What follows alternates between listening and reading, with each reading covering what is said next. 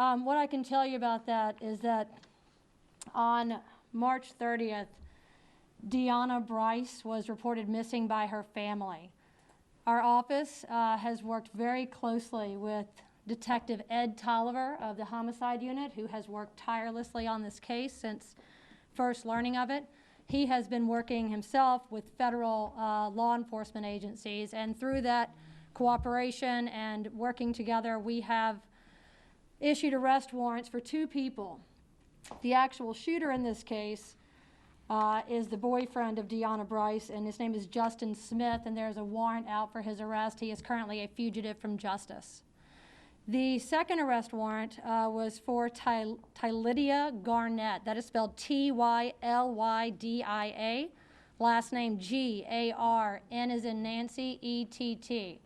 Miss Garnett was not charged with the murder of Miss Brice. However, she was charged with arson, conspiracy, abuse of corpse ×2 because Miss Brice was pregnant at the time of her murder. She, when we present our evidence of it, when we get to a preliminary hearing, which we look forward to, we will present evidence that Miss Garnett came very shortly after the murder of Miss Brice to the aid of her friend Justin Smith. She purchased gasoline. We have her on video doing that, buying the can and the gasoline. She took it to a garage, which is owned or rented by Mr. Smith. She met him there, loaded a heavy object, you see it on video, into the trunk of her car. That object, we believe we will show at the preliminary hearing, was the body of Dianna Brice with her dead child. She then followed Justin Smith to the area where he dumped Miss Brice's body like it was trash, and then further followed him while he set his own car on fire. We believe that is where he murdered Miss Brice, in that vehicle. And then Miss Garnett fled to Miami, Florida. She is back in town. She has been arrested. We asked that even though we did not arrest her for murder because we do not believe at this time we could prove that she was a participant in the murder, we asked that she be held without bail because she went above and beyond in her efforts to help this fugitive both cover up his crime and flee from justice. We were given $75,000 of bail. 10% of that is $7,500. We appealed that.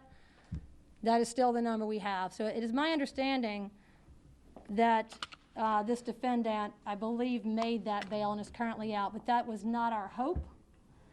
We believe that she should be in jail waiting for her preliminary hearing, but that is the update as I have now. I have no information about where Mr. Smith's current whereabouts. Certainly, all efforts are being made to find him. You described them as friends. Is there anything else? That is the only information that I have. Friends. So I don't know. I couldn't tell you more. I can't give you how long they've been good friends, but I know that they have been friends for a while. What was going through your head when you heard that bail amount? Apoplectic would be my feeling. It's unacceptable. This isn't, we have cases where somebody might be called to drive someone away from a scene. That can happen, and that's bad enough.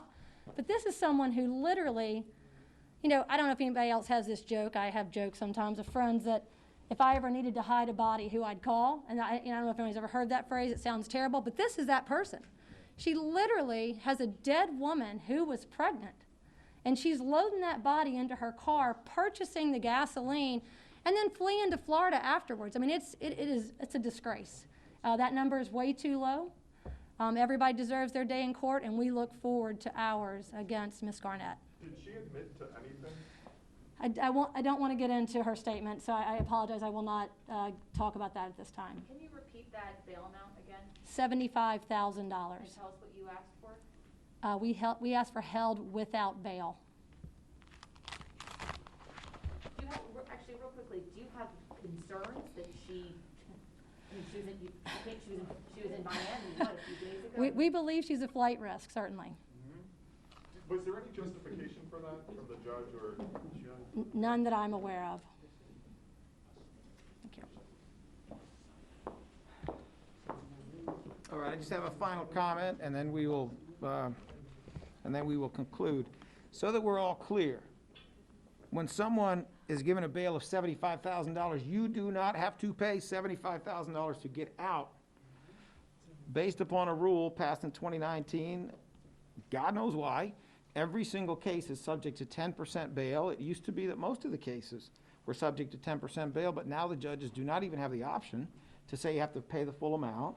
So now we're down to $7,500 gets you out, and if you go to a bail bondsman, most of them will take 1/3 of that. The difference being they'll keep your money in the end, and if you pay the 10%, you'll get your money back if you've gone to court at the end of the case. So what happened here is someone who bought a can of gas, bought the gas, assisted in the process we've heard, was able to get out for either $7,500 if she had the money, or simply $2,500 was sufficient to get out. And when this office sought to have her held so that there was no amount of bail that would get her out, period. This is one more example of a terrible failure of the cash bail system. There are people who should get out paying no money, and there are people who should be held no matter how much money they have. It has worked for 30 years in Washington, D.C., and it would work here. We need to end cash bail. Thank you very much.